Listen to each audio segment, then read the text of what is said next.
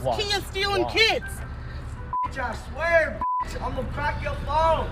They're called the TikTok Kia Boys. Teens like these four stealing cars and using them to commit violent crimes. Good evening and thank you for joining us for the Spotlight. I'm David Rose. The next time you see a Kia or a Hyundai with a broken window and without a license plate, it's probably a stolen car. And driving this crime trend is TikTok. You don't need a key, bro. It should override it, bro. Damn. That's what the Kia Boys doing, man. The social media platform is brimming with Kia and Hyundai hack videos. The clips show how to hotwire the vehicles using just a USB cable. The technique takes advantage of a design flaw in the ignition systems of both brands of vehicles. The Kia Boys meme began in the Midwest back in 2021, but it has spread coast to coast since then.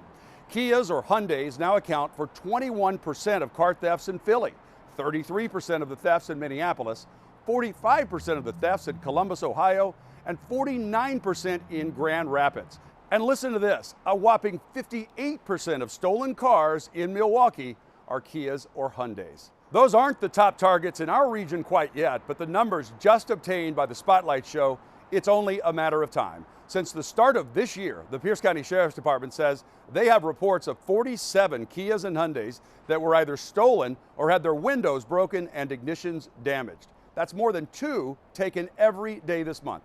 And some of them are used in violent crimes. Tacoma police say the Kia at the gas station we showed you was used just a few hours earlier in a drive-by shooting. And tonight, the woman who took that video as she confronted those teens is telling her story exclusively to the Spotlight. What'd you do, steal it? When a food delivery driver and her husband were almost hit twice by these teens in a stolen Kia Forte with the blanket over the broken side window, they called 911. When no officers showed up, Shannon says she got out and started taking video of them. This is one of those Kia stealing kids. I swear, I'm gonna crack your phone. She has 3 teens and wanted their parents to see what these kids were doing. They definitely are dangerous kids. Shannon says the guy in the Santa hat got really angry. He goes up to the car and lifts up the blanket. And when he lifts up the blanket, he yelled at the kids that, you know, we should jump this B word. And all the kids got out of the car. She says they started coming towards her. She had her purse with her gun inside. I have a concealed weapons permit, and I told them that they need to not come at me aggressively or make me fearful for my life.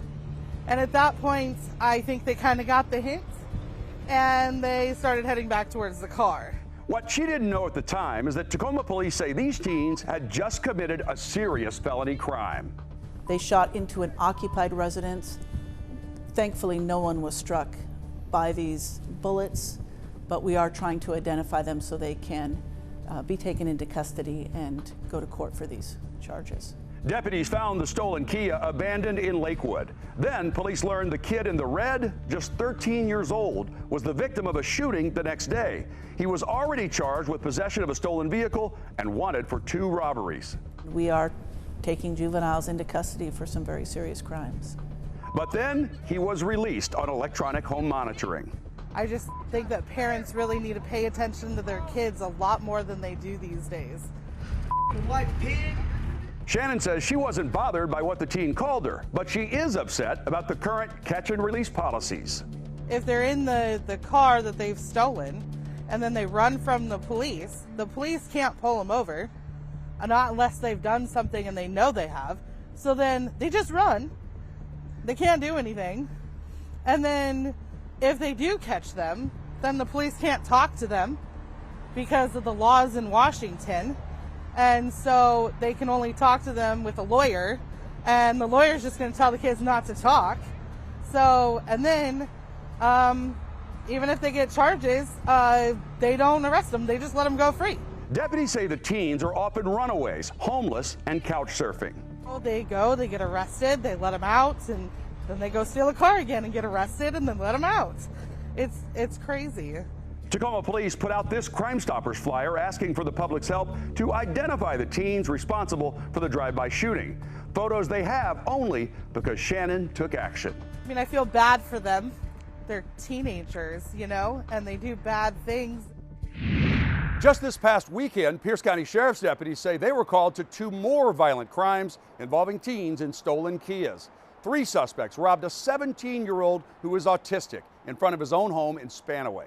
Deputies say the teens got out of a Kia with a broken window, and one of them was armed with a gun. He ordered the victim to give them his necklace and his shoes, which he did. Well, then there's this armed robbery also in Spanaway. Take a look at the surveillance video from a convenience store on Pacific Avenue. 2 teens get out of a stolen blue Kia Forte. They're wearing blue bandanas, and when they tried to buy cigarettes, the clerk carded them. So they start grabbing vape pens, stealing 15 worth $25 each. When the clerk tried to stop them, you see him jump back when one of them threatened him with a taser. They took off in that Kia, and now detectives are trying to identify them. We're seeing Hyundais and Kias taken off from our deputies every single day. If you see a Kia or a Hyundai and you turn around on it because it's missing plates or the headlights out, it's going to take off on you, and more likely it's a stolen vehicle. Multiple robberies every week are being committed by juvenile offenders, and that's not something that we're used to, especially in Pierce County. 15, 16, 17 years old, we're seeing shootings and armed robberies, and they're in stolen cars 90% of the times in those incidents. When they get caught, they're charged as adults, and they go to big boy jail, and they go to prison. And that's not going to help these kids either. These kids aren't going to be able to go out and get a job in the future. They're going to get felony records. We need some accountability to make sure these kids can't reoffend while they're out pending other charges. So many Kias and Hyundais have been taken that there's actually a class action lawsuit in California blaming the car companies for making vehicles that are too easy to steal. In response to the public outcry, the companies are advising owners to get a steering wheel lock. But going forward, both Kia and Hyundai now say their newest vehicles will all be equipped with engine immobilizers, which shut the car off if someone tampers with the ignition system. As for TikTok, it says it's taking steps to pull all the Kia Boyz content it can find. And a coalition of insurance groups just sent a letter to YouTube asking it to pull any Kia Boyz videos that are posted there. Next up on the spotlight, the other teen trend, kid-on-kid violence. The new year is off to a bloody start. 2023 is off to a violent start for cities like Seattle and Tacoma. Police responded to multiple shootings, including a man killed by 3 robbery suspects inside his own teriyaki restaurant in the Mount Baker neighborhood. It's even more troubling and tragic in Tacoma, where 3 teens have been shot in the opening weeks of this year, including a 13-year-old girl, a 16-year-old boy, and a 14-year-old boy shot and killed at the bus stop. Cause number 23-1. William Isaac Kalama was quiet as he appeared on video in Pierce County Court, pleading not guilty to 7 counts, including first-degree murder, drive-by shooting, and unlawful possession of a firearm. Have you received a copy of the charging papers? Yes, Your Honor. Kalama did have supporters in court, but they declined comment after the hearing. Court documents show that detectives made the arrest first by watching security cameras that showed a silver Honda with front passenger quarter panel damage. It passed the juveniles and started approaching the light, but then stopped and reversed. A handgun was seen protruding from the driver's side window. Patrol officers found the vehicle, and detectives found the registered owner, who said it belonged to her granddaughter. When pressed, the granddaughter told detectives that her boyfriend, William, had been driving it. During a later interview, she said they went to 7-Eleven for snacks. On Portland Avenue, as they passed a bus stop, her boyfriend looked like he was angry. Shortly after, she said she was looking at the 7-Eleven and she heard shots fired from inside her vehicle. Then her boyfriend sped off. She denied speaking with him until they got to her residence, indicating that he left on foot. Meantime, the memorial at the bus stop, where family members say Xavier Cease was shot off Portland Avenue East, has grown larger. I know, baby. I know. It's okay. We spoke to Xavier's aunt, Olivia Cease, after she brought his young cousins to place flowers at the memorial Friday. She says all the kids in the family were close. They used to go over to my mom's house, and him and his sister would come, and then my kids, and they would all, we'd spend birthdays and everything together. And yeah, so it's been really hard for the little ones especially. Olivia says she was told he was walking to the store to get candy or food when he was killed. Tacoma police say last year homicides stood at 42, with 40 of them attributed to gun violence. Xavier's shooting death was the first of the year in Tacoma in 2023. I walk to the store every day, so I look across the street and feel sorry for his family. You know, my condolences to go to his family, you know, understand, and hopefully they can pull through it. So what's fueling all this violence? Well, it's difficult to get a direct answer from top officials, probably because every situation is different, it's complicated, and there are politics involved. Law enforcement sources tell me, though, that gang violence is responsible for some of the shootings. Nobody knows more about gangs than Gabe Morales, the author of Understanding Gangs and Gang Violence in America. He says there are new small crews of 5 to 6 members at the most, like the Keep Your Distance or KYD gang, formed because they don't want to listen to the OGs from the bigger gangs. Tacoma police disbanded their gang unit. They won't even say the word gang. They call it interpersonal conflict. Does Tacoma and Pierce County have a gang problem right now? Most definitely. I have seen the politics of the G word, the gang word, go up and down over the years. Sometimes people overreact. Sometimes they underreact. And I think that's where we're at right now. We are in a time where a lot of people are asking for defunding of the police, period. And gang units are one of the first things to go. People think that it is targeting people of color. And often there are people of color involved in these gangs. That's a bigger social problem, really, that needs to be addressed. The reasons why that is. But it is a fact that many Black and Latino young kids are involved in gangs, and they're involved in car thefts. In fact, I did a survey when I was at the King County Jail of the very first crimes that juveniles committed. And by far, car theft for males was the biggest crime. For females, it was shoplifting. A lot of these kids are PR'd. They're released from jail right away once they're arrested in a stolen car.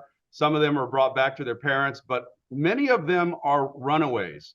What is the solution to proper juvenile justice so that these kids can get on the right path, but also so people can be protected? They are doing drive-by shootings of occupied homes. Correct. You know, they're not just stealing the cars, David, as you mentioned. They're doing drive-bys, they're doing carjackings, robberies, other crimes. Marijuana, I think you have mentioned on some of the other shows, marijuana shops are being ripped off left and right.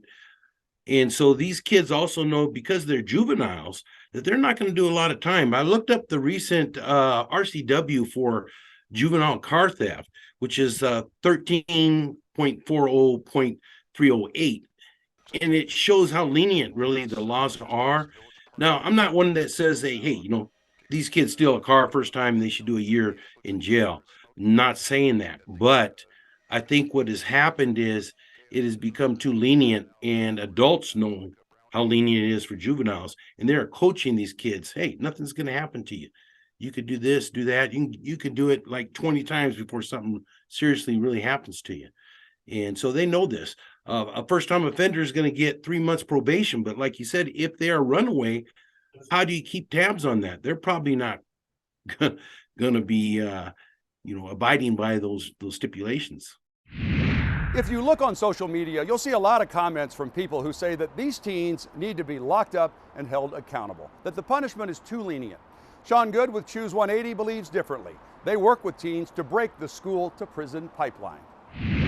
There is a direct correlation between the mental health, the well-being of our young people and these behaviors that are showing up that are causing harm. And we also can't rely on systems that haven't produced the outcomes that we're looking for to somehow magically produce something different if we resource them better.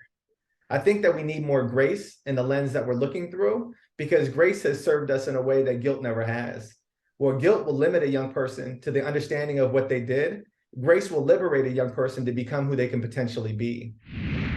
We're keeping the spotlight on kids tonight, and one in particular, Oakley Carlson, who disappeared while under state supervision. 6 months ago, I asked, do we need a law to hold the child welfare system more accountable? Up next, the answer. As we first promised last year, right here on the Spotlight, Where is Oakley Carlson? We have continued to follow the case of the little girl, 6 years old, who disappeared after she was taken from her loving foster family and returned to her biological parents. Washington state law has stymied our efforts to find out whether anybody from the Department of Children, Youth, and Families checked on Oakley. They cite privacy laws because Oakley hasn't been found and hasn't been declared dead. I asked Secretary Ross Hunter in a contentious interview about whether changes needed to be made. Do we need an Oakley's Law? Do we need something to answer this gray area? Because it is an unusual case, I get that. But, you know, what if she's never found? Will we never know what your office did? I can't answer the legal question on that. I don't know. I'm not a lawyer. Do you need a different thing?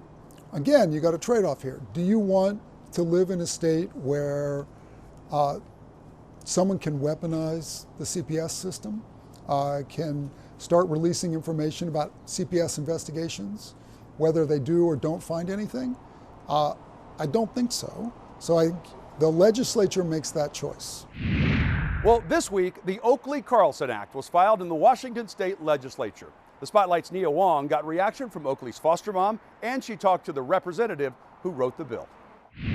Help for a little Grays Harbor girl who's been missing for more than a year may come through the Washington legislature. We're not giving up. We're not giving up on little Oakley, and we're not giving up on the reforms. Representative Jim Walsh wrote House Bill 1397, also called the Oakley-Carlson Act.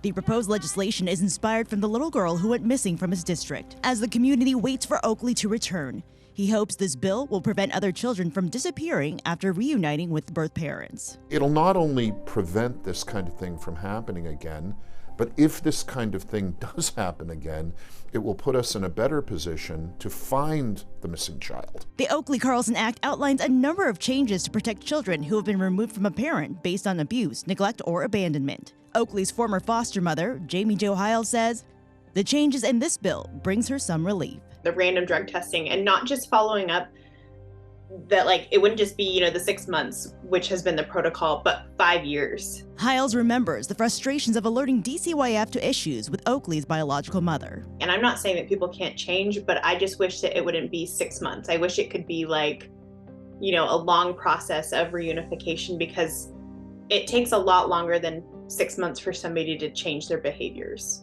We reached out to the Washington DCYF about the bill. They wouldn't speak with us, saying child welfare records are confidential under state law.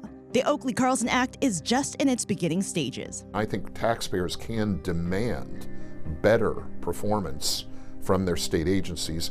In this case, it's DCYF. Representative Walsh feels it has a better chance in this legislative session. Making sure children are well and making sure that they're well cared for and well provided for, I think has got to be a top priority of our state government. So yeah, it's expensive, but it's money well spent. Representative Walsh believes the Oakley-Carlson Act will go through a committee hearing in the next few weeks. Up next, we hear from one of the Spotlight's biggest fans. Her choice words caught on a jail phone call. Finally tonight, a year-long ordeal comes to an end in a Pierce County courtroom. It started with an armed robbery in Bonnie Lake. Your tips help police identify the suspect. Now she's headed to prison. I truly am sorry for anybody I hurt, even the courts, my family, even the victim itself. Spending months behind bars in the Pierce County Jail seems to have been good for Tess Bavauda.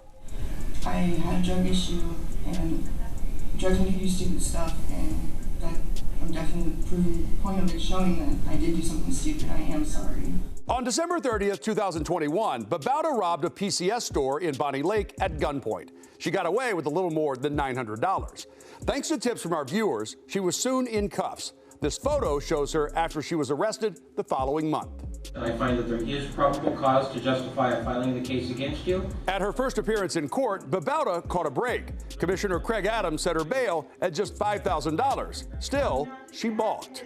My mom, she posted my bail last time, and I'm just seeing if I can just go out on the last bail, because we really don't have that much money, and I can just be released on the other term of home monitoring. I know I can make it to court because I'll be on home monitoring. I have issued my order. I don't change my order. I don't bargain with myself. Okay. She was eventually released, but then arrested again after detectives say she was caught having fentanyl pills delivered to her home. Finally, last November, she cut a plea deal and agreed to testify against her getaway driver. Our camera was there as she admitted her guilt. I displayed what appeared to be a firearm when I demanded money from a clerk at a Metro PCS store, displaying what appeared to be a gun and taking money from the store. Is that all true? Yes, Your Honor. But Bauta wasn't a fan of our coverage. Detectives say she was recorded on a jail call asking a friend to play the story for her, saying, "I just want to hear what David Rose is saying about me because he is a f***ing punk dumb bitch." You get the idea. Well, jail must have softened her some because she told Judge Brian Chuskoff at her sentencing on January 10th that she's smiling again and wants to be a good mom now that she's clean. There was a victim in this case, I think is lost in the analysis of the drug problem of people. Deputy Prosecuting Attorney Greg Greer reminded the judge that the clerk was in fear for her life. Okay, no worries. The bigger picture, considering the effect this has not only on that victim, but the business, the rest of us who are in this world that we live in today with all this kind of activities. But Bauta insisted that she understands the pain she caused. I hope everyone I hurt, I really did forgive me because it really did impact me, and I know it impacted them too. And so I'm struggling with that, but I'm trying to get better so they can see it. And yes, I'm sorry to everybody that I hurt. The judge could have sentenced her to 54 months in prison, but because her testimony helped convict her getaway driver, he gave her a sentence of 41 months in prison and 18 months of community supervision once she is released. Will her story be one of redemption? Tess, I truly hope so. That's all the time we have on this edition of The Spotlight. Until next week, be smart and stay safe.